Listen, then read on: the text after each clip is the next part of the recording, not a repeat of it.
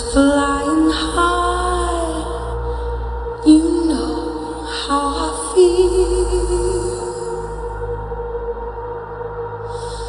Sun in the sky, you know how I feel. Breeze drifting on by, you know how I feel. It's a new dawn. It's a new day, it's a new life for me, yeah.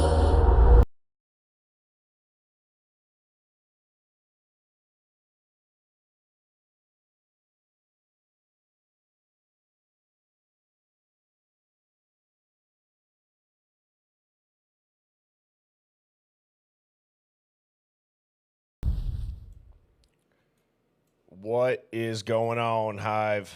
How are you guys doing?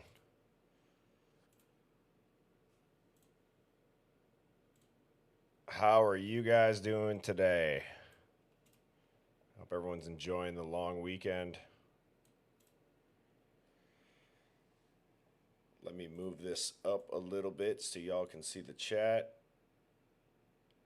I'm flying solo today, I believe. I don't know if Phoenix is out of town or if she's got plans. If she, by chance, is here, obviously, she will be up. But how are you doing, Brooke and Mel? Backwoods, what up? How are you guys doing today? I saw some people from London are in the chat. Shout out to our British friends over from the States. What's up, Rose? How are you doing today? Cassie, May. What's up, Regina? Scotland. Backwoods. I do fish. I actually was in a fishing club, if you want to call it that, in college. I love it. I like bass fishing. Hi from Australia, Manchester, UK, West Virginia. Beth, a friend, says, what does hive mind mean? It's like, picture you just kicked a hornet's nest of intelligence, and it's a bunch of people thinking all at once that are angry that we've been lied to for years.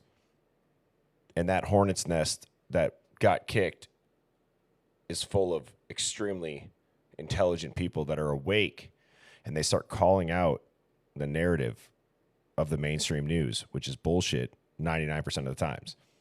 But I digress. What's up, Sue? Leanne, I agree. Janine, it is you guys. I give you guys big time props. You guys are awesome. Yeah, it is awesome. It is awesome. And I wasn't saying that sarcastically. Like, the hive mind really is a real thing in this chat. It's awesome. Thank you, Carrie. I appreciate that.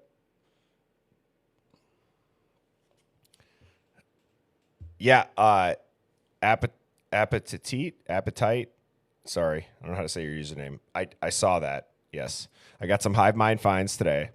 What's up, Susan?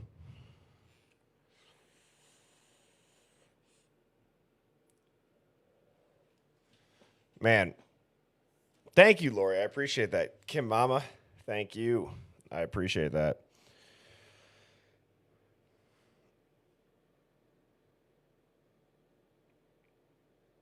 Thank you, Cassie May. Cheryl, how are you doing today? Yep, I've been getting the emails, everybody. I've been getting the emails. I genuinely do go through every email. So there's so much stuff, though. It's hard. Like I said, I'm trying to pick 3-4 things to show that are somewhat relevant to the recent streams. Just know that, like, I take notes on some of the stuff that I get to remember so that I can go back and put them on the Hive Mind finds. But nonetheless, as I was saying earlier, I hope everyone's got a fun and relaxing weekend planned. Is there anybody that's going to get out on the water, head to a lake, hang out? I know, I believe it's a bank holiday internationally from what it sounds like, but for my Hive Mind folks that are stateside, big plans, backwoods is fishing. Hell yeah, that's awesome. Sue's going fishing. RS is getting a tattoo in an hour. Nice. What are you getting? Janine cooking burgers. Boxstar, which one? Oh, it's only 43 in Maine. That I just started, Lashy. It's a pool day, Brooks says. Keisha just bought a new paddleboard. Going to try it out at the beach in Scotland. Funny story about paddleboards. Maybe you guys will get a kick out of this. Real quick story. So when COVID was going on and like the gyms shut down, I signed up for a triathlon to have some external motivation to, I guess, get me out of the house and get moving. So I bought a bike from a garage sale. I live near Lake Michigan, which is disgusting to train in, so I didn't. And the triathlon that I signed up for was out in Lake Tahoe. Dude, 48 hours before this event was supposed to go down, because of COVID, they didn't have lifeguards. They didn't have any like personnel working it, but they said you could still show up. So I'm like, dude, I've trained for the swimming 3 times. That's it. I felt good about the bike and the run because that's really all I did, again, because I feel like Lake Michigan is nasty. So my buddy that lives out in California, his younger brother was supposed to bring an inflatable paddleboard because I'm not a good swimmer. And the dude that I was doing this with, he was a collegiate swimmer. Okay, and it was the Olympic length. So I think it was like 0.9 swim, 20-something bike, 6-point-something run. Well, the dude that was supposed to bring his paddleboard so that I could grab onto it because they don't have lifeguards out there, he forgot his pump to inflate the paddleboard. So I'm sitting there in a wetsuit with a head cap and goggles on with earplugs in, having the worst anxiety of my life because I'm thinking to myself, I just told all of my friends and family that I'm doing this triathlon. They're going to see me on the news. Man, drowned. Lake Tahoe. Because think about swimming like 4 laps around a high school track that's around a football field without touching. So there was 3 piers. You had to go to the 3rd pier. I would swim out and around the pier, and then I would swim into where I could touch, and I would like swim 20 strokes, walk 10 feet, swim 20 strokes, walk 10 feet. I ended up doing like just over a mile in the swim because I'm like, I'd rather just, get it over with. Then I felt confident going into the bike. Like I said, I trained on a garage sale bike. I rented like this 2020, whatever year it was, Trek. I could like lift it with my pinky. It was so light. It was like carbon fiber. It had like the flex. It was incredible. I was flying. And then my goal was to have whatever the run was. Again, I think it was like 6 point something. It's the only triathlon I've ever done. So I don't know the distances. My goal was like, if I could be like between 9 and 10 minutes each mile after swimming and after biking, I'd be happy with that. So I didn't drown. I barely made it through the swim. But once I got through that, the biking and the running went really well. So yeah, it was pretty scary. And Lake Tahoe is like crystal clear. So you think, at least for me, I wore like, dude, I thought I was doing something. I had it all. I had the earplugs, the goggles, like I said, the head cap, the wetsuit. And Lake Tahoe is very clear. So you could be in like 12 feet of water, but when you look down, it's hard to gauge how deep you are. So you could think like you'll touch and then you take a breath and you sink and then you go under the water and you're like, on top of all of the people kicking and swimming around you, it's pretty crazy. And I haven't done one since. I finished and I got a handful of margaritas and some tacos. So, yeah. Anyways, we got Dancing Driving Dad in here from Chicago. Kim Mama says she's ran a couple marathons. Yeah, my wife and I did a half marathon, which is pretty cool. Or my father-in-law, her dad, he rucked it. Like I said, he's a ex-MARSOC, so that's pretty cool.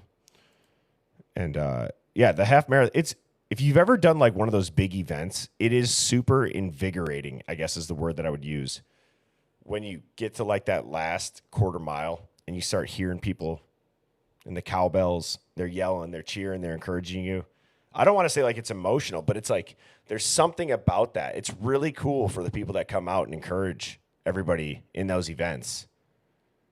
Just even if it's just for fun and you're really not competing, it's really cool. Yeah, I can see that, Nashville Blondie. I can totally see that. It is emotional. Nice, Janine. So,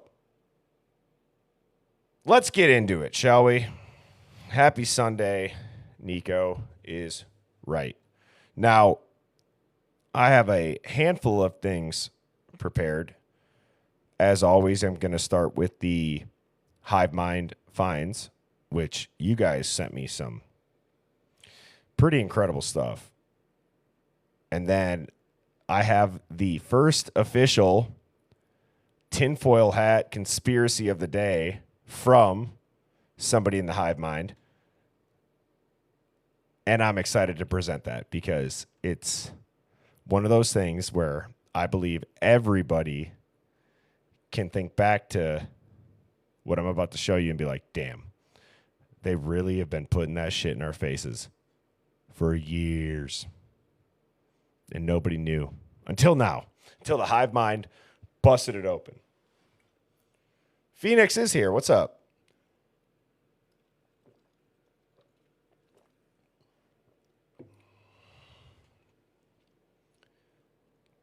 So, this is wild. This is the clearest audio that I personally have ever heard of the grub truck.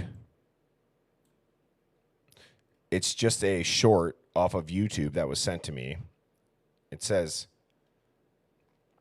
highly disturbing. So again, you're going to hear some stuff. You guys can probably make out what this says. And I just realized now that you guys cannot see my cursor. Let me enable that. 1 second. You guys should be able to see it now. There we go. So yeah, you guys can probably read what you're about to hear. Phoenix, are you going to pop up? No pressure. No worries if not. I get it. Holiday weekend. I'm ready to fly solo if I have to. Not that I want to, but I'm ready.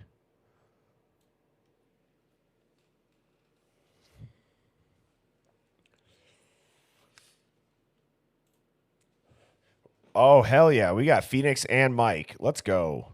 Let's go. I love these weekend digs. I really do. They are my favorite. Not that I don't like prepping stuff for the weeknights, but I got to tell you, the weekend digs, I would even say like for Mike and Phoenix that just popped up. The weekend digs, they just kind of hit different because we're just going off the cuff. It's pretty awesome. How you doing today, Mike and Phoenix? Fantastic. Would you agree with that as far as the weekend digs? It's kind of nice to just bounce around, isn't it? Yeah, it's good. And Yeah. Have you heard this footage? Do you recognize this thumbnail? oh yeah, I I can see the back of one of the most scary characters of the evening. And he has a conversation with Red Backpack Girl, if I remember. And they have said some things that I couldn't get a year ago. I couldn't get anybody to really listen to it. I'm so excited that people are breaking it down. But she mentions, well, I'll make comments as we go. But Yeah. she mentions a couple of things. It's not the longest clip, and it seems like Phoenix might have some audio problems, so I'm sure she'll rejoin. And I'm going to wait until she requests. But in the meantime, Mike, one of the things that I see, and this is like on YouTube comments or TikTok comments or even just stuff that people email me, is really what you just said is I do my best to make sure that that's kind of why Phoenix and I started the whole Hive Mind finds. Like, Criminal Minds was on here yesterday, and he's like, thank you guys for like giving credit to the people that did do the digging. It just took longer for people to wake up. And so I'm happy to kind of quote unquote showcase it, if that's the right word. But to your point, dude, like, people are waking up to it. It's not just in the relevance of this case. It's really kind of vindicating, and I'm sure you feel the same way, to see people really start to think, like, why are they saying this? Why are they doing this? Not just to the case that we're talking about today being the Idaho 4, but with everything. That's the bigger goal, is you should critically think. It's okay to use your brain. Yes, absolutely. And, you know, my many hours of study into the grub truck at the behest of others. Other people told me to break it down, study, and they wouldn't kind of let me off the hook. They were like, no, you got to figure out. And then you end up seeing stuff that they never saw and none of their friends saw, and they're like, oh my God, thank you for that. Because it's like a play. The staff is narrating what's going on in two formats. I mean, direct commentary on what's going down, and allegorically what the whole thing is. And it's impossible to reject that notion after a while, especially when you see your own stuff. You're like, oh, you know. And there are times, I think, intermittently, that there's just regular customers, and sometimes maybe just some regular comments that aren't a part of the script. But, you know, who cares? I mean, we'll get enough of it as we continue to break it down and study it. There she is. Hey, chat. Hey, Birdie. Hey, Mike. How are you doing, Phoenix? You on the road? You traveling? Yeah, just a little trip to Cali for the weekend and maybe a couple more days after that. What did you find? Tell me what you found. So I heard some of the most clear audio of someone saying Xana's dead. Oh my gosh, at the grub truck? And was that after the music? I'm not sure when it is in the actual timestamps, but Mike recognized this, and I don't know if while you were trying to figure out the audio, because it seemed like it was wanting to let you up, but it wouldn't. But if you missed that, I was kind of giving like Mike and everybody else that's really been digging in and diving into this case their flowers on. Sometimes it takes longer than you expect for kind of the masses to wake up. But I truly do believe that it's happening with this case. It's not that we want a guilty man who, if Brian Koberger did this, to get away with it. It's that evidence and things outside the court documents, they matter. They really matter. They tell a bigger story. They tell the more accurate story.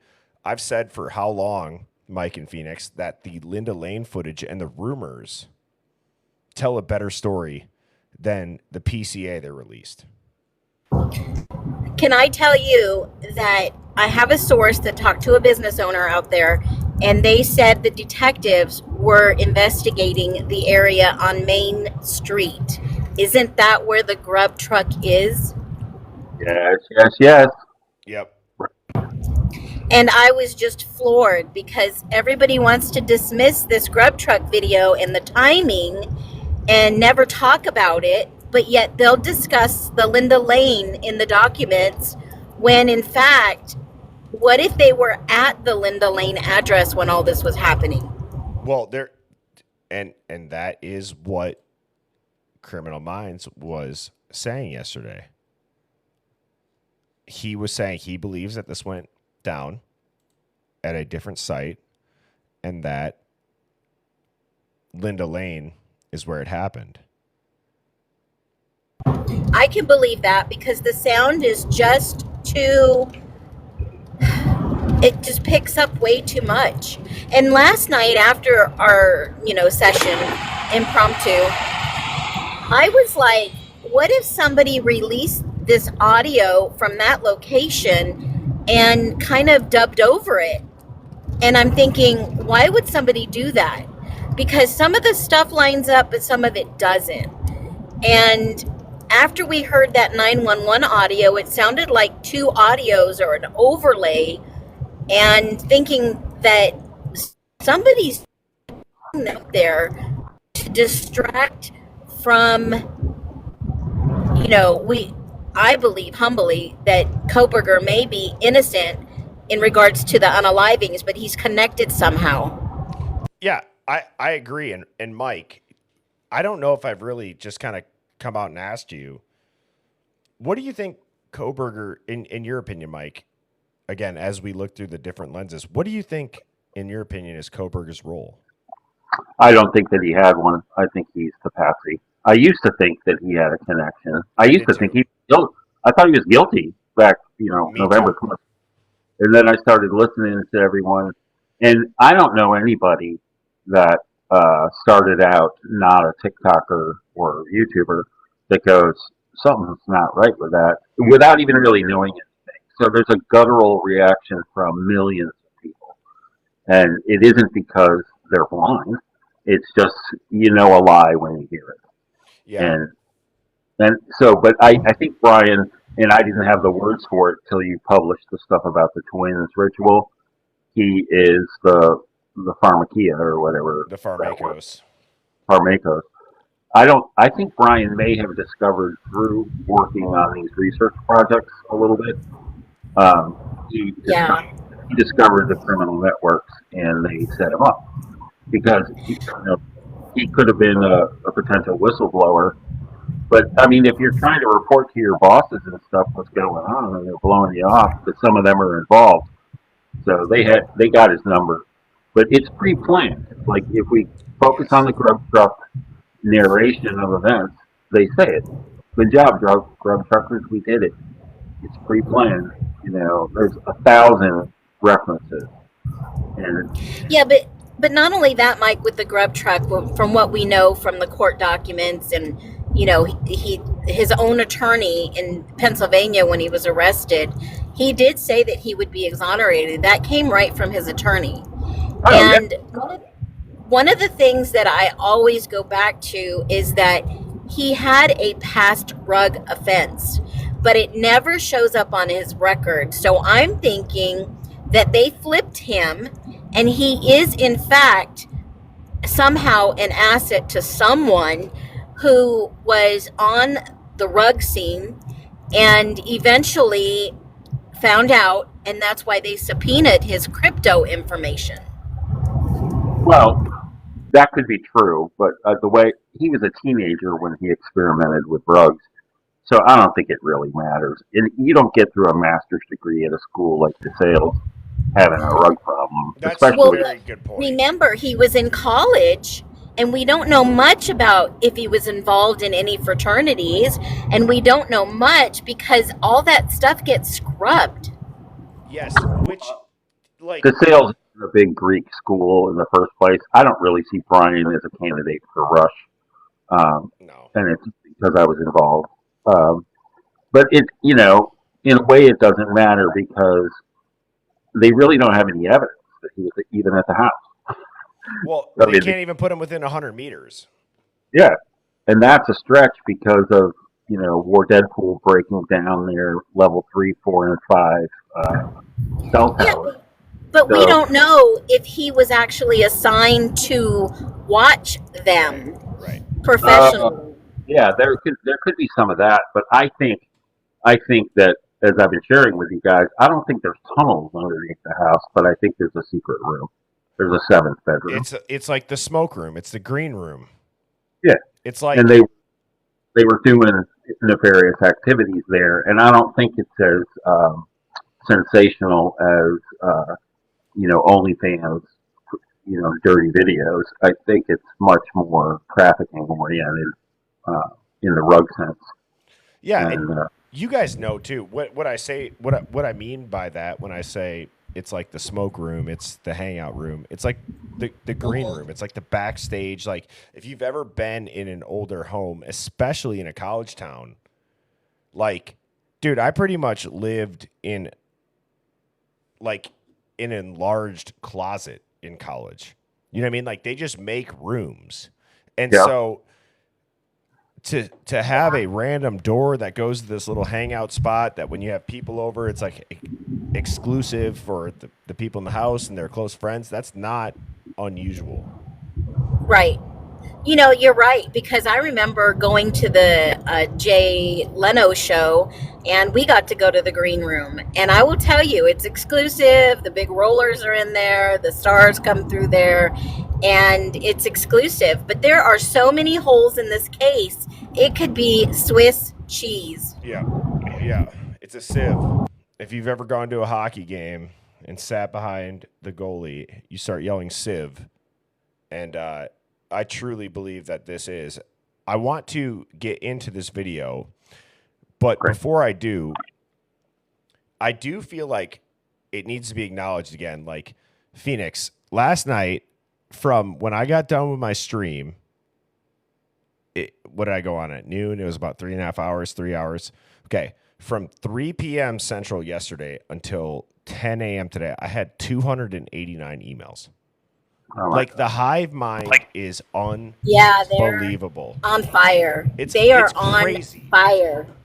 I'm They are on learning Phoenix so much. fire. And my box is crazy. I'm like, these people are on fire. But I'm gonna preface this, and I'm gonna say, since you called me out, there are people just like me and you and Mike that want to speak out, that don't speak out, that this is the way they speak out. We are the mouthpiece, and we are sharing the information. We're sharing what we know and what we see. They're seeing it. It's not like they're going to go on film and start talking about crypto and this and that, right? Yep. We are those tall poppies that are just moving forward. And I love your book. I was going to do a video on everybody should read your freaking book. Thank you. It was just wow. It was like a wow moment. And I'm telling you, you need to do another channel or videos or something and share little clips of that book, because your wisdom is beyond your years. So I had to just let you know that. But the Hive Mind is on fire. Yeah, they really are. And, I've seen a couple of comments from, call them trolls, whatever you want, which, Mike, I don't know if you saw my video where I'm like, we have a grown woman making cartoons of a bird pooping. That's how she's spending her time. Did you see that? Yeah, it's unbelievable. I mean, the issues that person has, the number of offenses that she's dished out. She doesn't do any content. She doesn't know anything. She's other people's stuff. Again, I've always said, if people think that you and Phoenix and myself or Sammy or Devil's Advocate are so crazy, then why do you take time out of your day to really put effort into a video to do it? So like I said, I'll look at it, I'll laugh at it, and I'll move on. Like, I don't know what else to say. I'm not even trying to be a hardo there. I truly mean that. Like, I look at it, I'm like, it's funny. I'll give you that. It is funny, but yeah, they're creative. Why not spend it in other ways, right? My husband, he started laughing. He was like, "What? That is wild." But I told him just before you said that, I said, "But people in our chat in the Hive Mind, they're over there standing up for us." And I said, any amount of energy that somebody gives to typing something out positive, like, girl, don't be doing that to other people. Right. And I can't believe you're dogging on them, that is like thank you for anyone who does that, but don't put yourself on the radar. Yeah. And again, it is what it is. Like, I think, Phoenix, you've said it.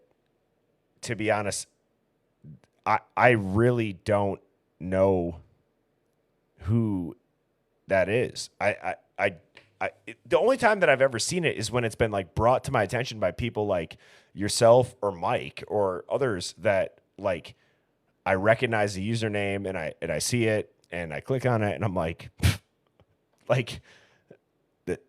okay, like how am I supposed to react? Like, you want me to get all mad? Well, it's funny because they're not coming on my FYP. I don't know why, but people let us know, and we appreciate the Hive Mind. That's for sure. Well, I was having a conversation with my wife and then the couple that's our business partners for Birdie Bombs. We went to breakfast this morning, and they were asking about this stream, and I said, my favorite part about this stream is that what did we start the Hive Mind, Phoenix? Like, you and I just started saying it 8, 9, 10 days ago. I love it. It's my favorite analogy for this. Yeah, because people intuitively are thinking what we've already said, and they're like, wait, I've got a piece of the puzzle. Let me send it to them. I love it. And so let's get into this video. Again, if you guys do have something to email me, excuse me, it's Birdie Bombshell. It's singular. So Birdie Bombshell 00 at gmail.com. I changed my YouTube at gmail.com. I changed my YouTube name to match my TikTok name. So everything is Birdie Bombshell singular across all platforms. Mrs. Birdie is working on birdiebombshell.com. We have people designing merch, designing stickers for the back windshield of their car about the Hive Mind. Look, I don't know what's going to come out of it, but what I do know is what gets me excited is I'm so glad that people who think like myself and Phoenix and Mike, and I know that I don't quote unquote talk to the people in the chat, but I feel like I know you all. I'm so happy that there seems to be this community that was built around. We all feel some type of way, and it's nice that we don't always have to agree, but we can get past an initial disagreement and we can understand that we are going to look through different lenses. So with that being said, I'm going to play this video. If you have headphones, I would encourage you to put them on. The audio is what is important in this video, but I'm telling you, this is the clearest audio that I've ever heard of. You're going to hear someone say Xana's dead. So I will let this play. And Mike, I'll let it play all the way through, and then I'm curious to hear about kind of what you've dug into with all your research. So you're on deck. Hello? Order 69. Oh, let's go. We just left Sam. Where's the hospital? If you can't do dairy, there's better things. OMG, that is crazy. Yeah, I'm going to play it again. Hello? Order 69. Oh, let's go. We just left Sam. Sam, where's the hospital? If you can't do dairy, there's better. Sam, where's the hospital? Sam, where's the hospital? Sam, where's the hospital? Sam, where's the hospital? Sam, where's the hospital? Sam, where's the hospital? Now, you definitely know that's not Joe Woodall. That's got to be someone standing around the grub bus. It's either someone out there in the front in that crowd, or it's Mortensen. You think that's the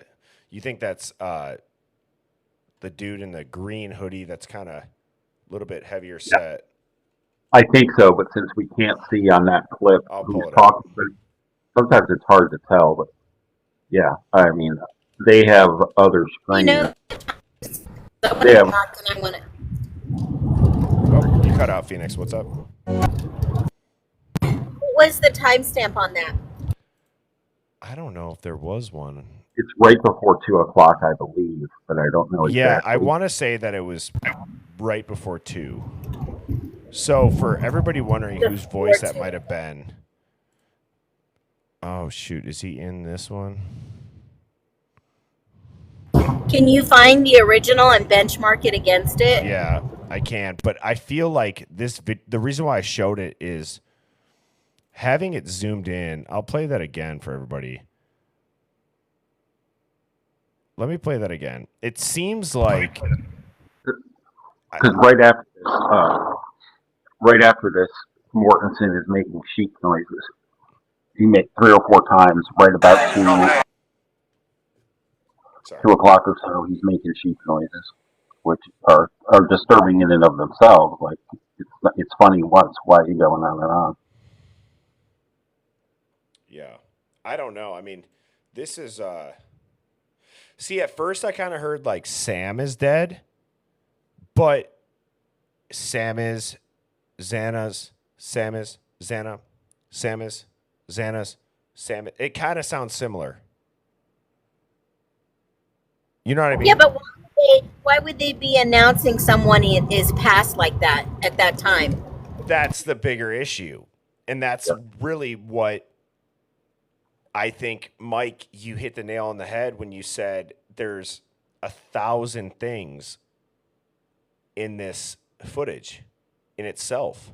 Like I said, the grub truck, the Linda Lane footage, the grub truck footage, the Linda Lane footage, and the rumors tell a better story than that initial PCA. Well, and they are intentionally being symbolic and covering some stuff up. I mean, right after 2 o'clock, Joe Woodall, the manager, says to the owner to get out of the way so he's not caught on camera.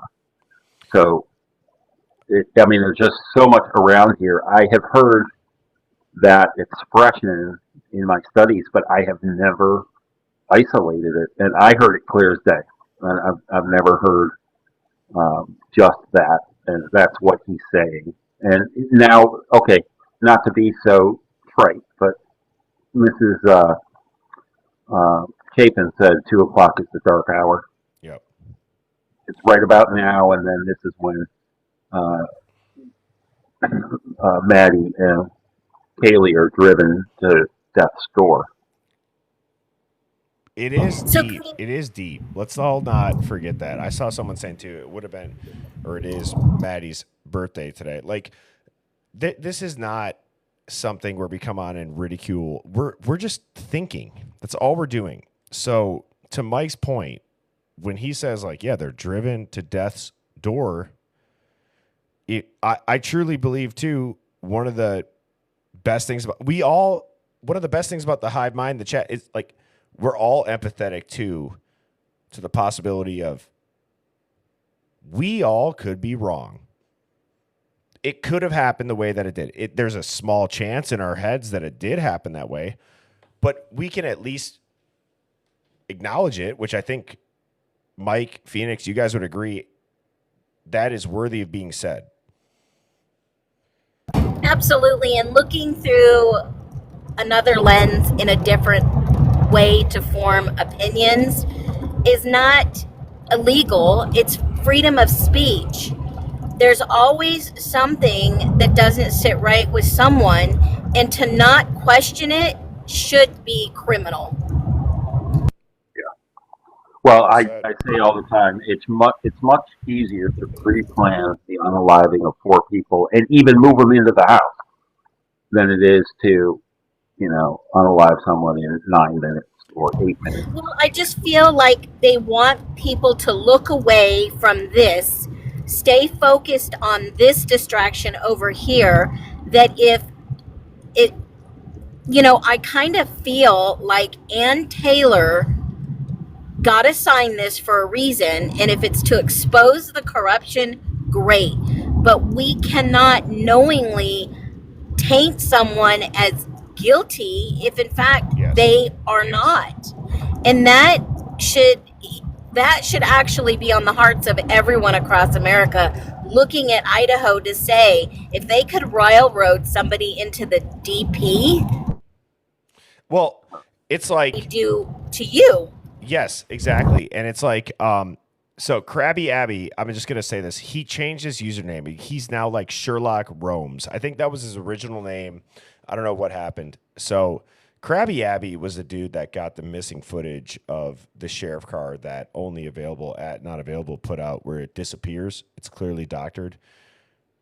But he had one of the most methodical breakdowns of what is going in front of 12 of your societal peers really meant for. And it's to prove guilt from innocence. You are innocent until proven guilty. And the reason why they have normal, everyday people, quote unquote, judging you in the jury is because at the simplest level, mistakes are made, police mess up, police are corrupt. It's on your peers. So to try and manipulate that with a trial by media in itself is spitting in the face of what our court system was designed to be. Just like so many things, and I'm speaking for the Americans in the chat, seem to have been happening.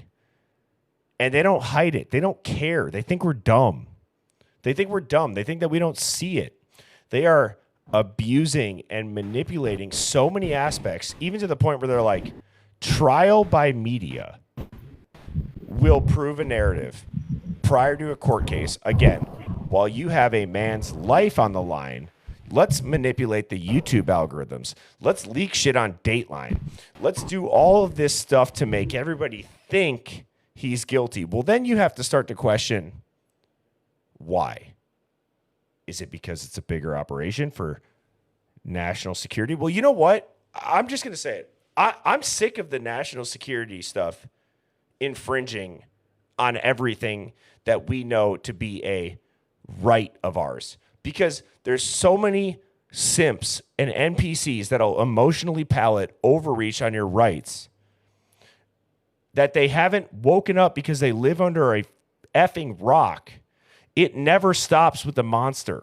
It will always be codified and made law. And right now it's Brian Koberger that they're jumping through this loophole to get his DNA without a warrant through the third-party databases that you spit into a tube to see where you're from. Right now it's him. But what happens when your company fucks you over one day and you're going to whistleblow on them and they plant your shit at the scene of a crime, and next thing you know, you're in front of a firing squad? That's what I want to know. And that's what they would have done with him. Hell, I tried to whistleblow on a company.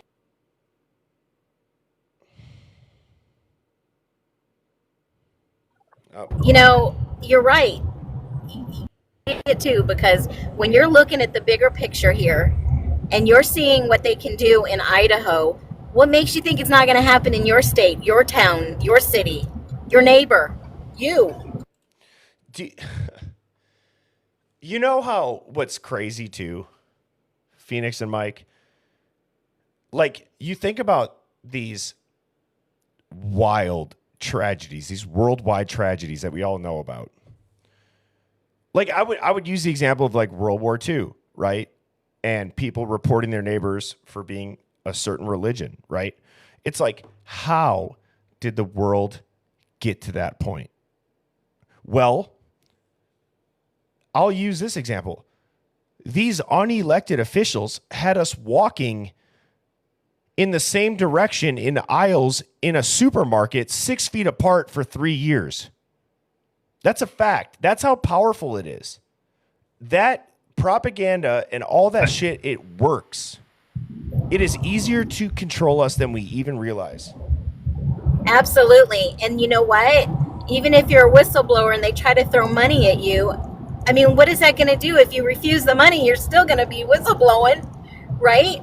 if you think about the bigger picture here, you see a man for 3 years sitting in jail that may or may not be innocent. Let's just have the benefit of the doubt. Let's say he's not guilty already, and he knows he's not guilty. He is going to go to the DP, and he is not going to plead. He is not going to speak. He's not even going to take the stand because he knows it's stacked against him already. Yeah, but some sorry ass prosecutor that's chasing the corporate ladder to be the guy will lay his head on his pillow at night. And I'm not even just talking about this case. Like I've said, people want to talk about this as disrespectful to be talking about this. Please. This is a world news case. It's not disrespectful when there's already been hundreds of thousands of articles and tens of thousands of hours of broadcasts about this. What's disrespectful is when these local people, these local municipalities, the local crimes don't get the attention because of simple corruption that could have probably been easily solved by this hive mind if anybody gave a shit. So, no, I'm not going to stop questioning it. If he's guilty and our system will actually be played out like it's meant to be played out, guess what? He'll be found guilty. He'll meet his maker. And nobody's going to freaking question it if they understand how it got to that verdict. Yeah, but you know what? Even in a court of trial, you can have somebody who's corrupt in the jury. When they say it's a jury of your peers, in actuality, it's not. It is absolutely not a jury of your peers. They pick people that are not like you. They pick judgmental people. They pick people that believe in the DP because that's what they want to give him. If you were sitting in that chair and they had to pick, they say a jury of your peers. It's like an oxymoron. They're not really your peers. Yeah. It's like they stack the deck. They stack the deck in traffic court. For somebody who gets and that's why a lot of people never make it to a jury trial. They plead out because they are afraid of what the jury might find because the juries are stacked. They are not your peers. I've always thought that jury selection is weird outside of knowing or having a direct correlation to the person that's on trial. I think it should be way more randomized.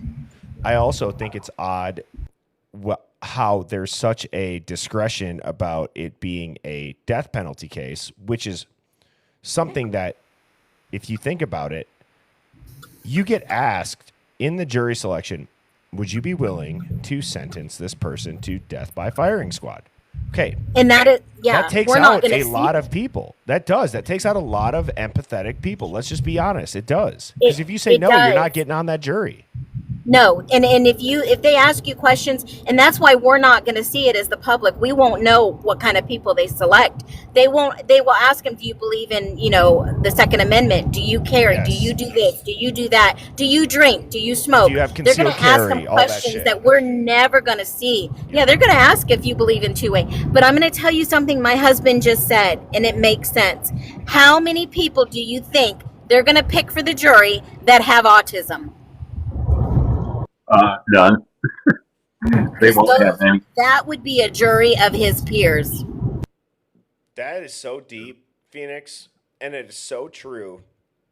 And as I've gone on my tangent about how I don't believe that we live, I look, sometimes, like, whenever I go on a rant, people love it or hate it, but I'll equate this to, like, capitalism.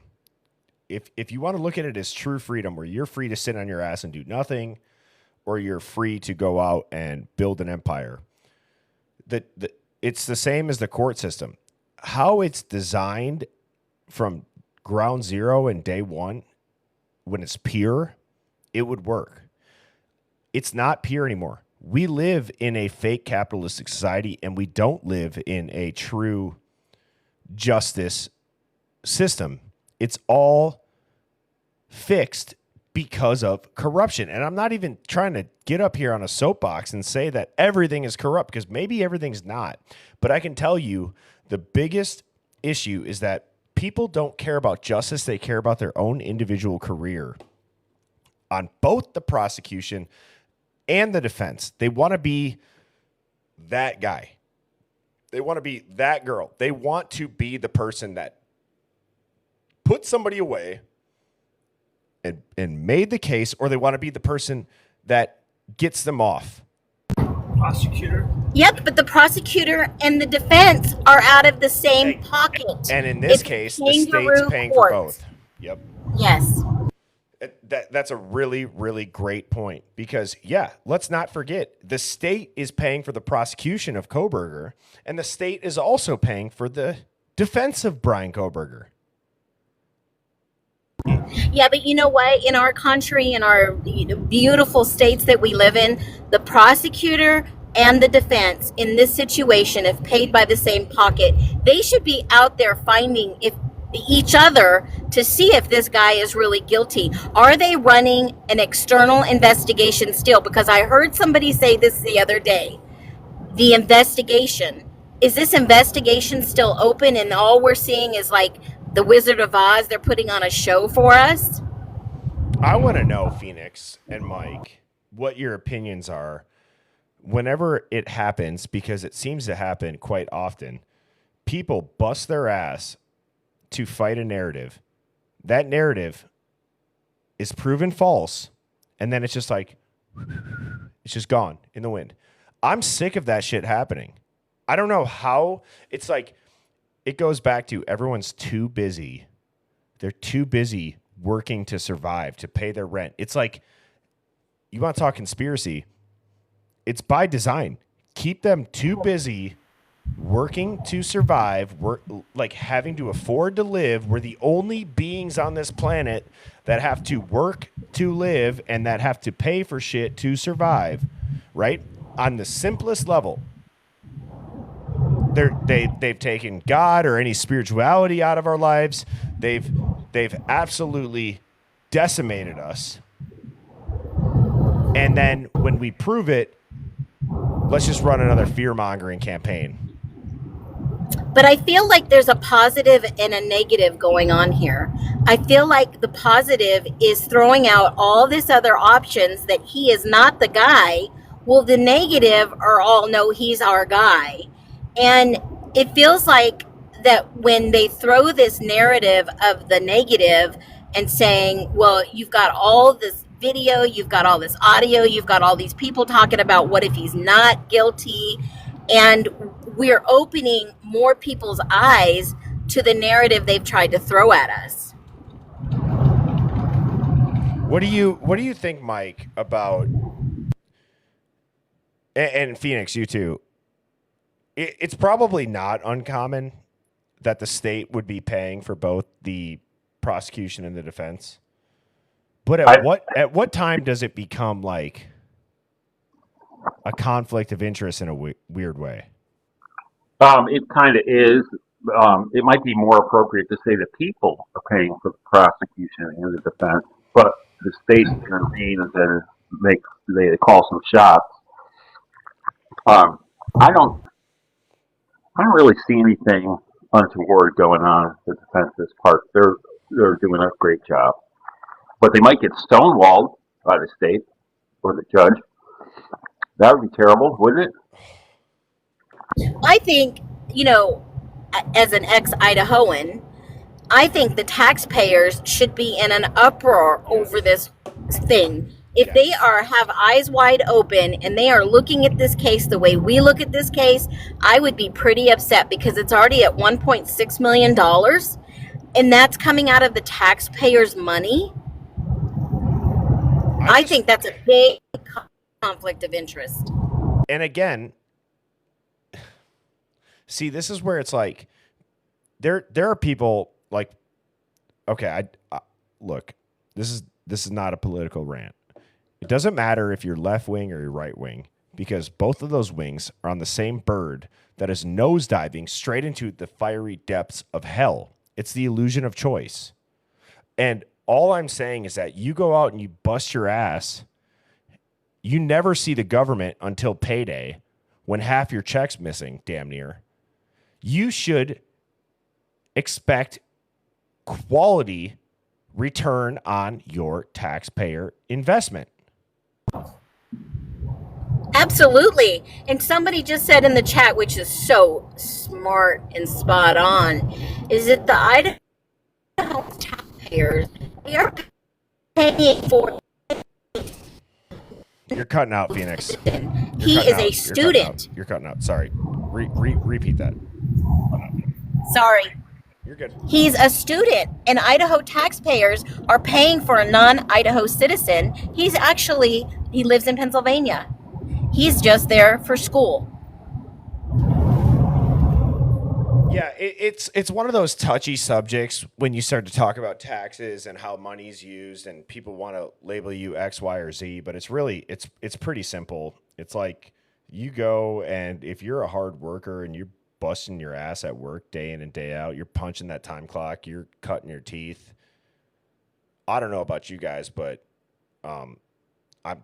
I would guess everybody remembers their first pay stub, and they probably thought there was a mistake. Like, wait, what? Where is that? And then it's like, welcome to what they call the real world. And it's bullshit. It's bullshit. Well, something that Phoenix said about mainstream media pushes this narrative, and then people say, "Oh, what about all the video against him?" Well, we're pointing out video. Yeah. At Lake Lane and right here, and it's like you haven't even watched it, you haven't even thought about it. The police are not showing certain things. How is this not evidence, Mike? Oh, it's total evidence. I mean, seriously, listen to this. Let's listen to this again. Hello? Order 69. Oh, let's go. We just left Sam. Where the fuck is Sam? Where the fuck is Sam? Sam went to bed. Where the fuck is Sam? Sam went to bed. Where the fuck is Sam? Sam went to bed. Where the fuck is Sam went to bed. What are they saying? Where the F is that? Yeah. And then they say, hey, Indy, I just noticed somebody in the Hive Mind. I don't do this very often, but somebody said, done lost y'all damn minds. Okay. Indy, I want to know, in what way did we lose our damn minds? You want to be governed harder? Do you want he's been seen on Dateline. He's into true crime. So I would probably expect he's probably the paid opposition. In my humble opinion, allegedly. Yeah. Well, sorry, Phoenix. I'm now zeroed in on Indy with whatever emoji saying like every day is a new conspiracy. You clearly don't tune in, you little really, man. PC. Like every day there's something new that comes out that's really weird. Like this girl just going, "Oh my God, I want to see it." Right before this, she asks, "I do know this." She asks where the video is because they have video of Xana getting attacked. And they say stuff about that there's already been a death. That's even. I'm sure of it. And she even said something to the effect of, Chase is going to put a foot up Xana's ass. Excuse my French. Yeah, I could be really facetious and just tell Indy, go run along. I'm going to take over your spot on Dateline, BBC, and NBC, and I'll tell them the truth. Yeah, I agree. But going back to the bigger point of, like, okay, how is this not quote unquote evidence? And how is this a conspiracy? We're all listening to it. We all think it sounds like one of the victims' names.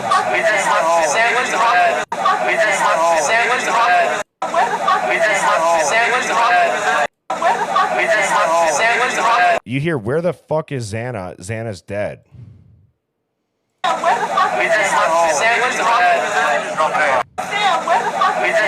You hear, Sam, where the fuck is Xana? Xana's dead. Sorry for my language, but that's what's being said. Yep. If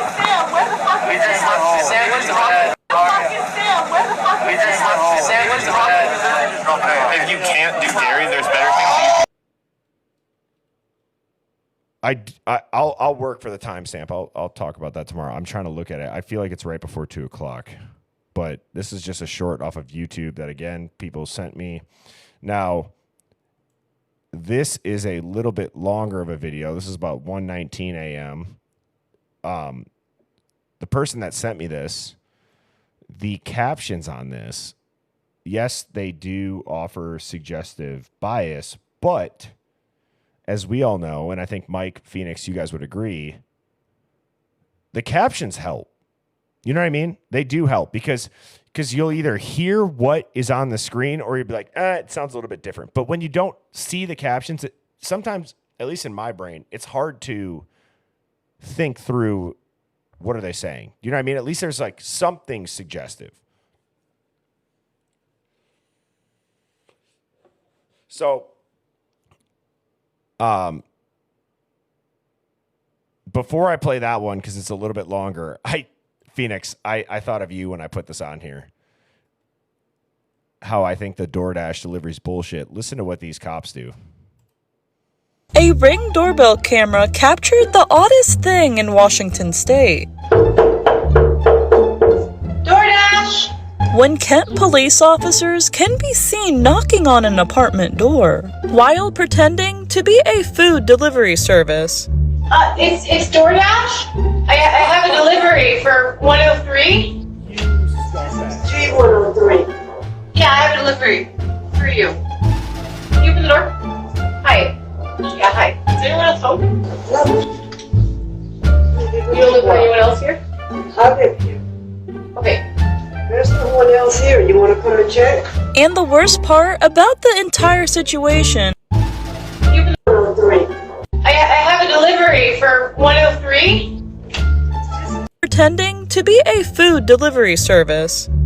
It's DoorDash? Pretending to be a food delivery service. It's DoorDash? I have a delivery for 103? That's wrong. Street 103. Yeah, I have a delivery for you. Can you open the door? Hi. Yeah, hi. Is anyone else home? You don't live with anyone else here? I live here. Okay. There's no one else here. You want to come and check? And the worst part about the entire situation is that it looks like the officers got the wrong address. And the lady who opened the door never got any DoorDash. Like, that's what I'm saying, guys. What are we doing allowing that? Again, I'm not anti-backing the badge. I have the utmost respect for everybody in the military and the law enforcement. But let's start to think logically. What in the hell would ever be the reason that we would give people a pass to lie to the folks that they're supposed to be protecting? It gets so convoluted that it becomes corruption, in my opinion. Yeah, it's not funny. Like It's not. they might be back at the station laughing about it, and you know, I've seen policemen laugh at the gym about going to the town next door and beating up a criminal because they didn't like him. I was like, oh my god, I can't believe I'm hearing this. You know? Yeah, as La Bella Vita Brit, I'll give you the, like I said, we're all a little broken. I am waiting on the Amazon Prime new Top Dog trophy, but you get the Top Dog comment. It is an abuse of power. Simply put, that's what it is. Yeah. That is an abuse of power, and that bothers me.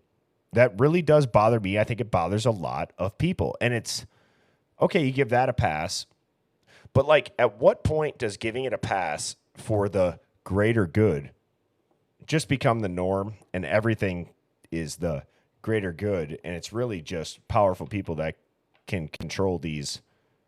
Again, law enforcement's paid by taxpayers in this country.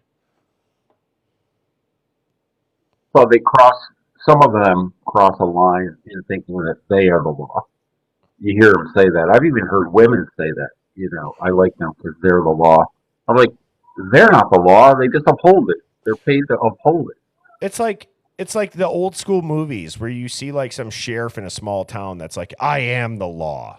No, you as an individual are not the law. The law is what everybody in this country has agreed upon and entrusted in the folks in your position to uphold with, here's the key word, chat, integrity. Integrity is key. And I'm What with you, happened to Bert. integrity, honestly, Mike in Phoenix? What Yeah, happened to it? I'm heartbroken about it because it's not just government officials; it's lots of people. It's got to stop. That's one thing that just bothers the shit out of me, because I have a couple buddies, I have some family members that are military and police. Stand up guys. And the majority of them are. But what I'm saying is that there has to be like something that changes it, and it can't be give and take anymore, in my opinion. Yeah, I mean, I'm with you. I'm completely behind them. I've said it on here and other lives. I thank them when I see them. Yes. I would buy them coffee, but they can't accept where I live. I don't want to be the one in their job. It's probably very difficult. But if a person's losing it, they got to call them down. I'm waiting for somebody out there in Idaho to be a stand-up person. You know, say, Yeah. hey. I think one guy resigned early on, and he quit because he probably knew what went down. We should look him up and try to interview him. Yeah, look, so I'm glad you just said that, Mike, because I've seen a handful of comments, not a lot, probably like 4 or 5, where it's like, what are you guys going to do when this case ends? Well, the general theme is going to stay the same. We're going to look into stuff. We're going to question it. But ultimately, I don't know about you guys. I would love, and I say this so seriously, not only do I think I would love it, I think the people that tune in would love having somebody in a long-form conversation that is either ex-police, ex-DEA, ex-criminal, ex-judge, ex-lawyer, which I'm talking to somebody that's an attorney out in New Jersey for my Wednesday night live stream this upcoming week that somebody had sent her our live. I'm trying to get her on as a guest.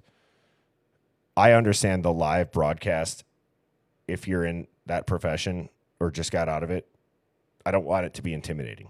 I really don't. That's not my goal. I'm not here to have any gotcha moments. But in my opinion, it's so interesting when you get to hear, as I would call it, like the locker room talk of these people in these professions and positions of power. You realize they are everyday people, just like you and me. And everyday people, just like you and me, they have the same conversations about this person's doing this or that person's doing that. They know. They all know. But then a camera gets in front of them and they say, They talk like a pro. They're a pro's pro. I would love to interview people that were at one point in their career, no matter what the industry, were a pro's pro that now have woken up to I was crushing at the wrong game. You know what I mean? Yeah, I totally get it. You know, I'm really tired of hearing stuff like it's disrespectful to question authority when it's actually respectful. You know, we welcome criticism in our lives. We stay open. You know, and that's not to everything. If somebody's just dogging you, well, you say, well, you need to grab a. But you might get the clown horn, but that's about it. That's okay. Yeah. You know, keep going, Mike. I'm sorry. No, I can go on and on about these subjects. I've been talking about it my whole life because the single mind mentality inside of organizations becomes ridiculous. And I said it 10 days ago to you guys, to Phoenix, and to you. How many times have you seen something just really stupid go down at work or college or the military? And you're just like, what? Yeah. I mean, it's like everybody knows what the truth is. And that's probably the same in Idaho. People know what happened. They just they're scared to say or exhausted from the BS. Well, I've heard this analogy before, and I think it's relevant to what you just said, Mike, is sometimes, if not all of the time, for the majority of people, it's easier to go along and continue to be played than it is to admit you were getting played and you got conned. People have too much pride sometimes to admit that they got, and they'd rather just go along with it and feed the system that played them because they can't admit they were played. And instead of calling it out, they join forces. Yeah. Yeah, there's all sorts of conventional phrases. If you can't beat them, then join them. You know, shit rolls downhill. I mean, all these things, because these are the phenomena that people recognize, and there's colloquialisms about it. Yeah. So, yeah, I'm sure it's very hard. I have no interest in being, you know, like an elected official, an appointed government job person, and I'm sure it's very difficult. But I don't want hurting other people. The only thing, and I've talked with Mrs. Birdie about this when we have kids, the only thing I would ever do is maybe try to sit on a school board. And one of the biggest pet peeves, I'm going to steal this from my father. Obviously, he's passed. God rest his soul. But he used to say that when we would come home with homework, he would get pissed. Because he would say, you're spending 8-9 hours with my kids. How do you not get that teaching done in that time? And what he would get pissed about is that the quality time that should be spent with your family at home now turns into argument over how to do a stupid math problem that isn't relevant in the real world. Or it's a reading log that you fight with your kid about that they want to read a book that's nothing that they're interested in. So it's like, I hate to say I want to run for the school board so that there's no homework, but it's really, you have our kids for 8 or 9 hours. That's more than enough time to teach them. Stop invading our family life after the fact by assigning them shit. And this is not disrespectful to teachers. It's not against the teacher. It's themselves. We all know what I mean. Like, maybe not every household, but the majority of households will then have their family dinner time or post-dinner or pre-dinner become stressful because your parents, who have never used this stupid-ass way to do addition, I don't even know what they're teaching people now. It's like a box. Trying to do a math problem and figure it out, and it doesn't matter. It doesn't matter. I can't stand that shit. You know what I mean? It's like, the other aspect, too, that my dad used to say when he would coach us in youth sports would be, why do young kids need, quote-unquote, conditioning? Meaning, why do you got to run 5th graders? Dude, your bodies are so young, you're naturally able to go, like, so then the parents come to a game, they're so focused on conditioning and doing snake runs and doing up downs and doing push-ups and all that shit. Not that it's not important. Nobody knows how to line up. Again, because you don't focus on the shit that matters. And it's the bigger picture of it. So, anyways. All right, let's watch a little more. Yep. I digress. Thank you, Mike. Great transition. I needed somebody to get me off that tangent because I would have kept going. So I'm going to play this with the captions, and then I'm going to take a leak, and I'll be right back. And if there's stuff that you guys hear, I will go back. And somebody just pointed out I misspelled disclaimer in my thing up top. So oh no, my fault. My bad. A misspelling. Yeah.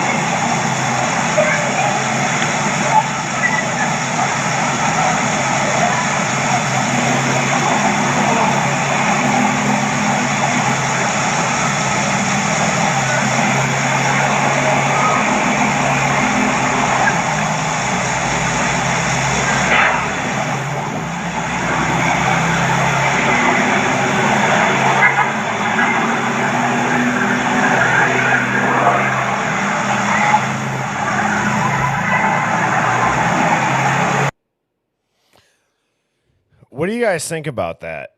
Because when I listened to that prior to putting it on the Hive Mind Finds, when you guys send me that stuff, again, it's Birdie Bombshell, singular, Birdie Bombshell, 00 at gmail.com. If you got something that you think the Hive Mind needs to see and dive into.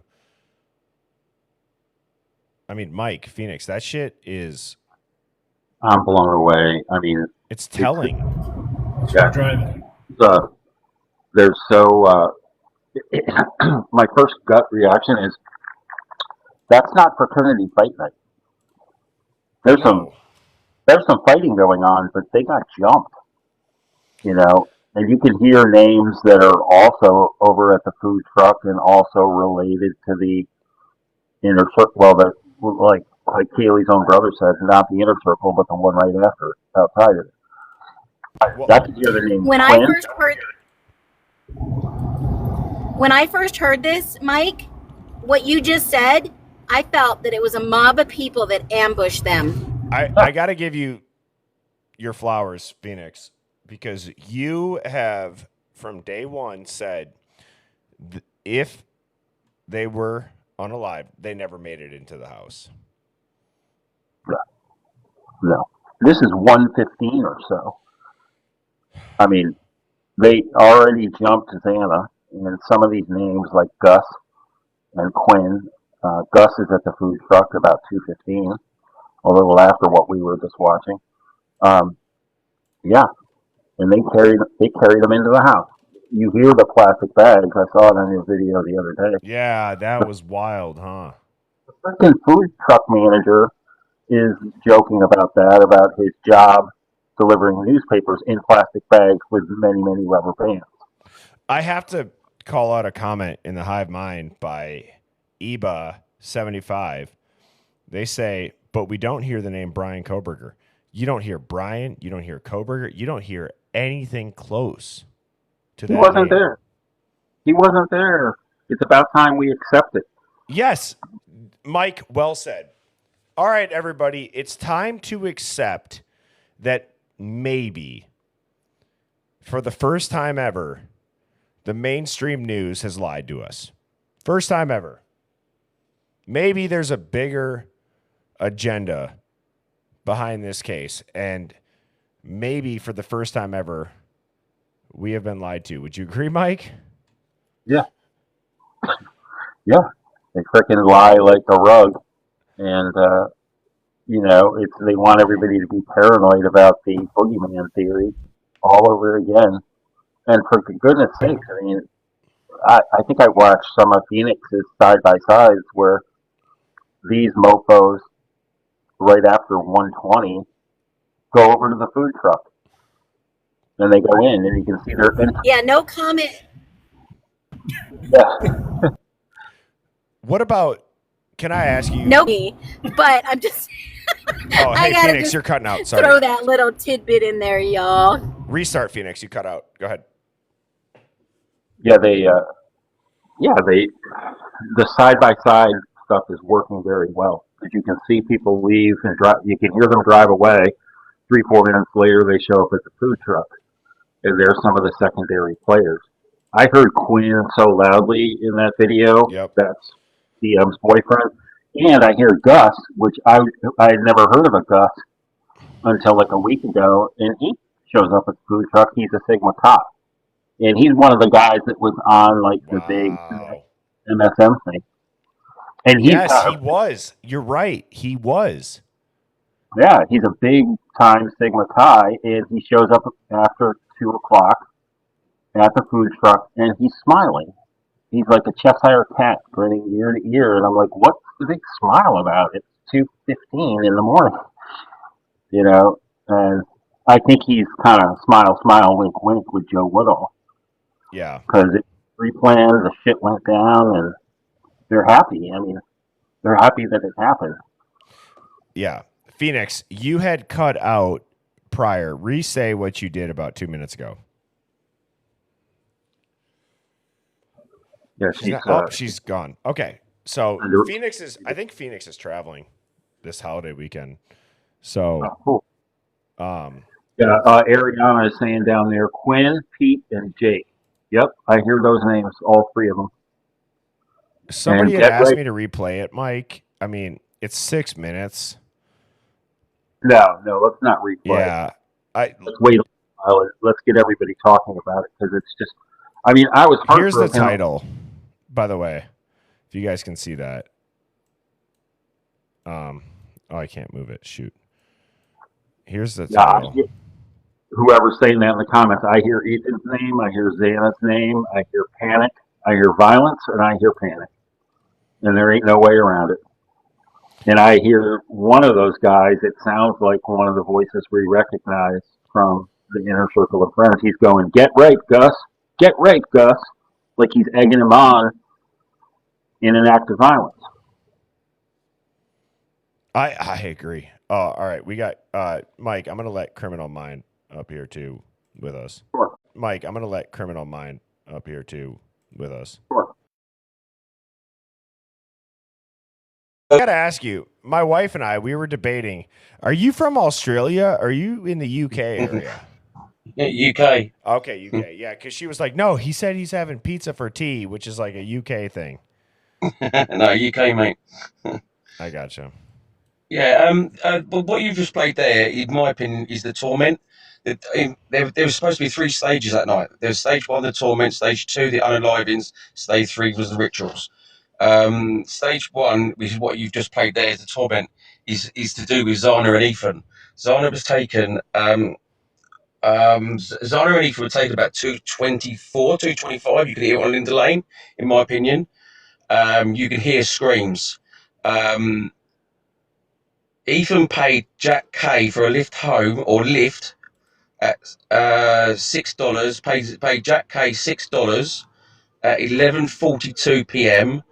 In my opinion, that is a lift back to 1122. You then I've just posted the where Zana's dad says that he spoke to Zana at 12 p.m. They then have ordered pizza. The pizza boxes are outside the sliding doors. And Venmo records of that. Sorry? I said, and there are Venmo records of that pizza. Really?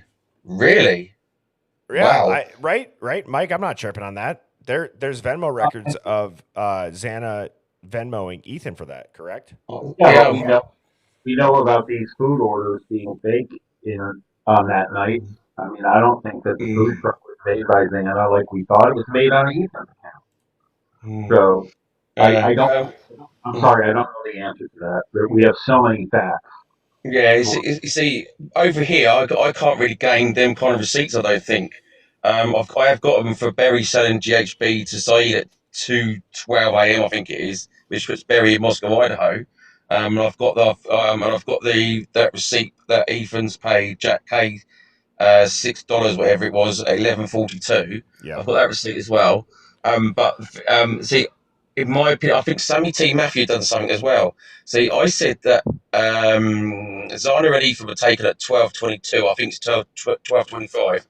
But she's told me, I'm pretty sure it's Sammy, that she also hears a poo poo. Is it you called it again? I can't remember. Pew pew. PEWPE. Yeah. Sorry. Sorry.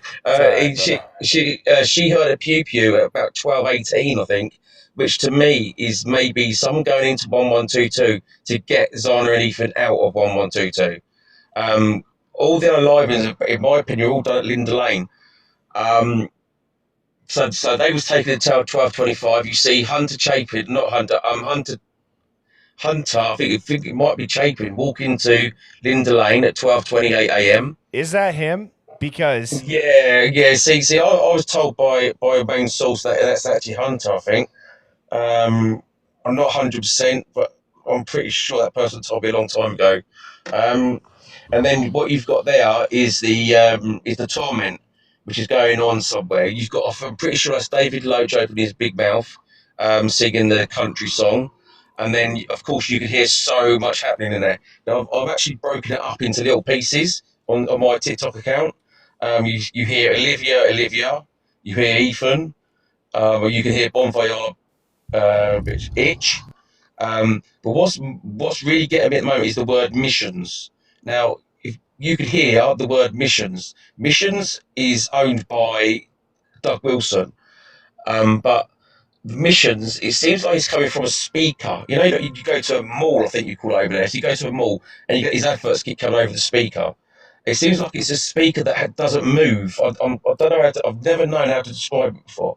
Yeah, But I hear the word, try to explain that. what a speaker thing. Yeah. So like if you went to a mall, you'll say like every big deal's got this. I don't know. This amount of discount is on this shop. This amount of discount is on that shop. The word mission sounds like it's coming out of a speaker.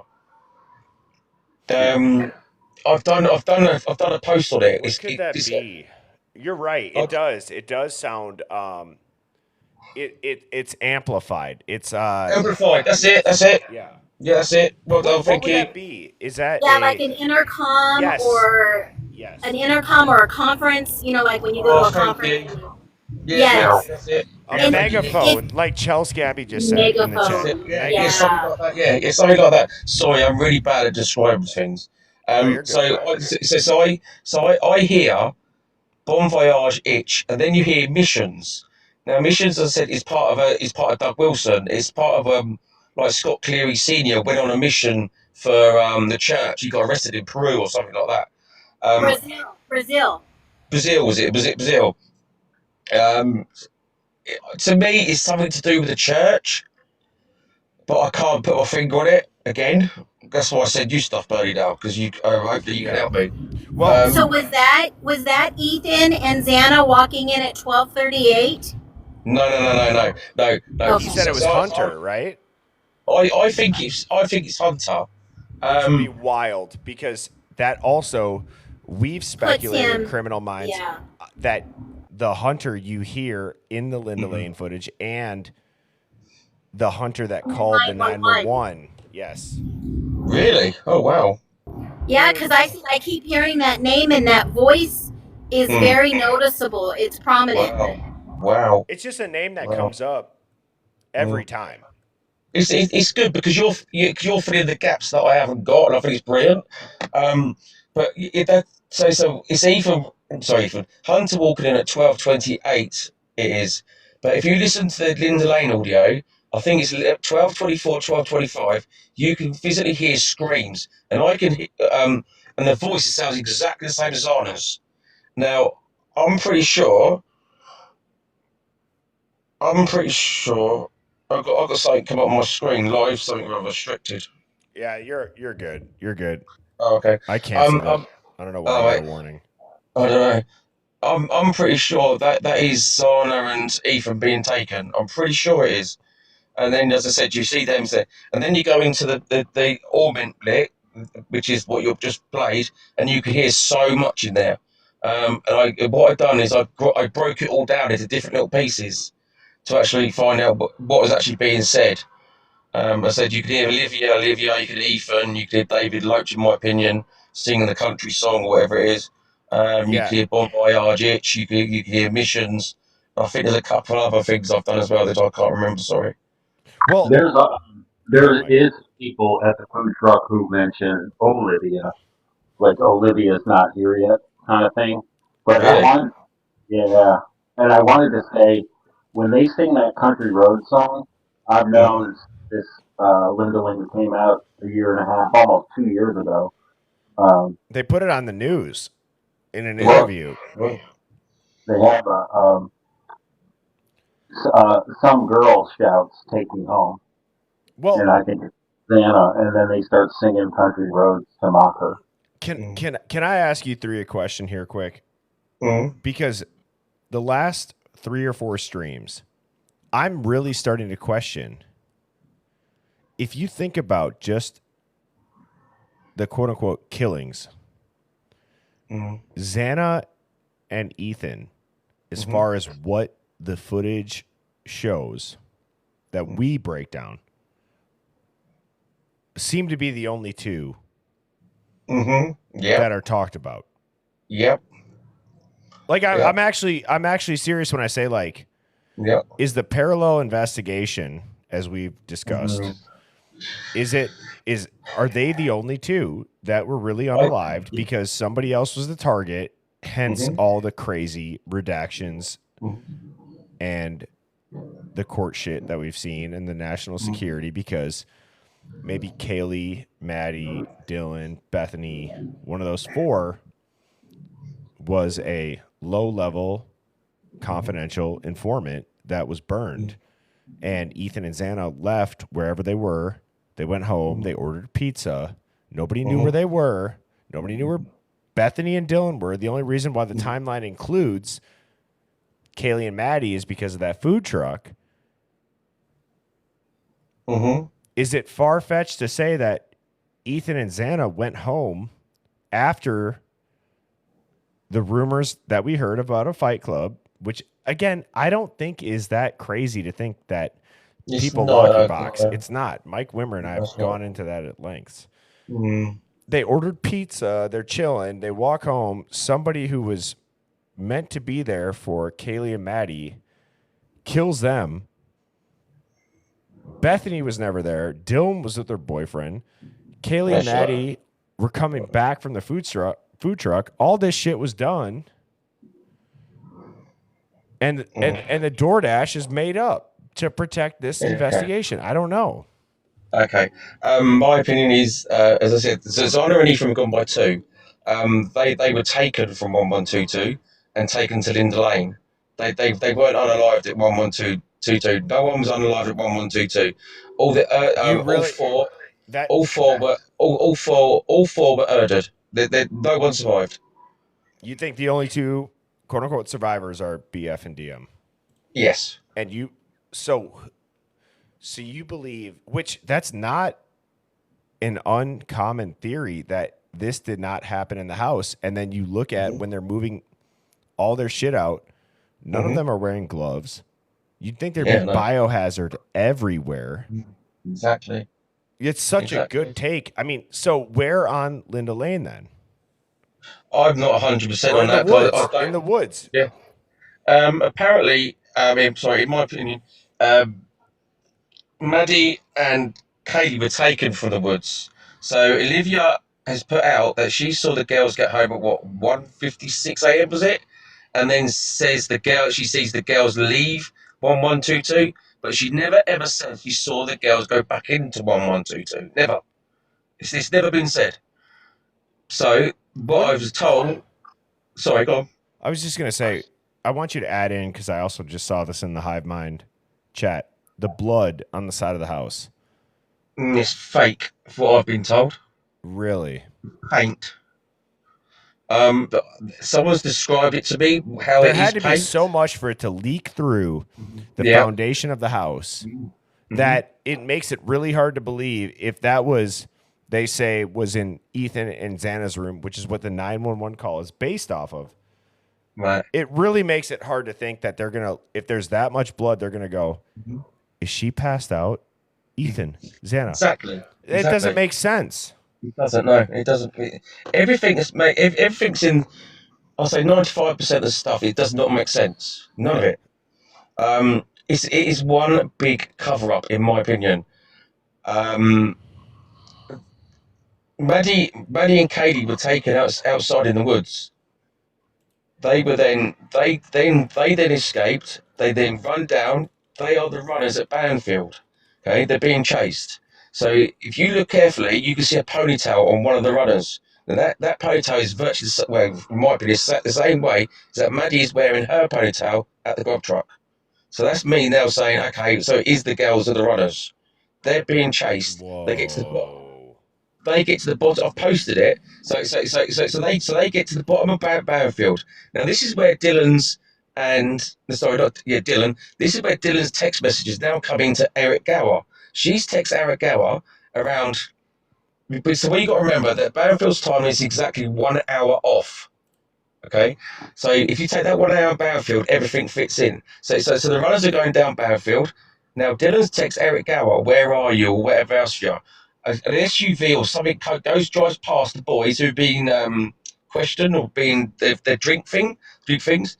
To me, that then fits into my timeline and what Dylan said. is that they drive past, pick the girls back up.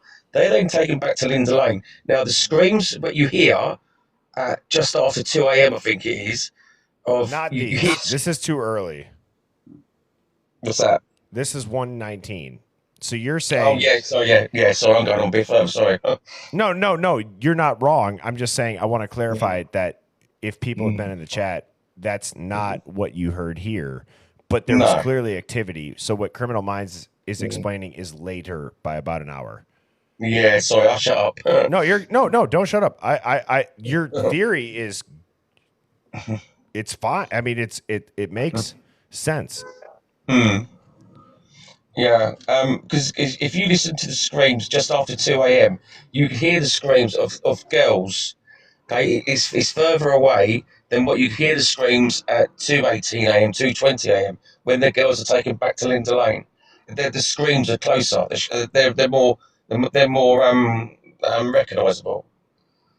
And then after that, it's just And whatever happened. Outcast Whatever matched happened. the voices. Oh, did he? Yeah, dude. I would highly recommend. For whatever reason, Outcast has come up in the last like 5 out of 7 streams. Right. You guys.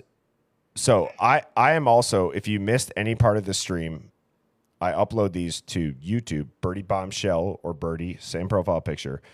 I would highly recommend you check out Outcast for audio. He lined up the Linda Lane dumpster cam with the car park, sunk the timestamps. It's incredible. And let me ask you, Phoenix and Mike, this. What do you think went down from, what was it, 338 to 40 something or whatever it was, where they said that camera's missing, where you could, on the dumpster cam? What do you guys think? I think it was the cops showing up. I think it was. I believe that somebody must have called 911, the real call. Yes. I think, unfortunately, that they exhausted Kaylee because they wanted to know what she knew and who she told that what she found out. Happy Dude in the chat said it's protecting the DoorDash. That's not a terrible take. Right. It's not a terrible take. It's protecting the DoorDash. Let's use air quotes. You know what I mean? That is the time frame. Great comment and great pickup, Happy Dude. Whatever it is, that's odd that, again, the anchor of the timeline is blurred out, where you would see a car drive by at that point. Because I got Google Earth pulled up. I've done this a couple of times. I just want to show everybody again. The reason why that King Road dumpster footage is so important is because you'll see anybody that crosses the street at the end of the road. You'll see, again, this is 2025, but this is the dumpster footage, everybody. So when they blot that out, you won't see anybody driving past this, because the only way that you're going to drive by that is to go up and into King Road. And if they blur that out during the DoorDash time frame, well, what are they protecting is the bigger question. I think the DoorDash time frame and from 3:30 on, I believe they've blocked out for that 16 minutes who brought them back allegedly, and I believe it's the truck that Steve talks about. Well, I never thought about truckers as anything other than a semi-Phoenix. He says white truck in one of his interviews. Yeah, there was a truck used, wasn't there? I want to do this. I want to ask this. Chat, I'm going to do an umbrella poll. And Phoenix, Criminal Minds, Mike, I would just say this. Type a 1 if you already can wrap your head around that Brian Koberger's name is never mentioned in this audio, and the chances of him actually doing this are minimal. Type a 2 if you think he's guilty. Mm. Let's just see what comes in. Okay, we got one's crazy. Has anybody seen it too? Because I have maybe one. Mhm. Wow. Couple twos. Okay. And again, that's Yeah. okay to think he is, but it's just Definitely. I guess I'll say this. Let's take it a step further. Type of 1 if you think Brian Koberger is getting a fair trial. Type of 2 if you think he's not. That's I think the bigger point. I don't think he is. Yeah, look at that. Wow. And it wasn't until all this footage was leaked that people started questioning. Well done, well said. Dude, But do you guys realize how powerful the hive mind is? Mm. incredible. Because I don't want to pretend to be a social scientist, but we were 99.9999% ones on the first question. Yeah. You know, Fair trial's a little more vague, but Mm. still a whopping statistic. Yeah.